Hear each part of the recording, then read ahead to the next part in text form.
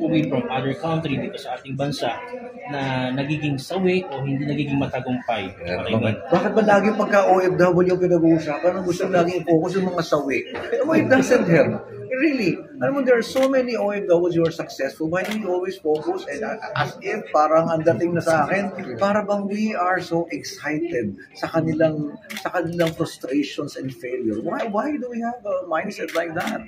But, diba? I mean, why? Bakit laging sisawi? How come you never put your attention to the numerous OFWs who are very successful and have stories to tell who can be powerful inspiration to so many others? Okay? But of course, OWA will always be there kasi yun naman that's why OWA was created.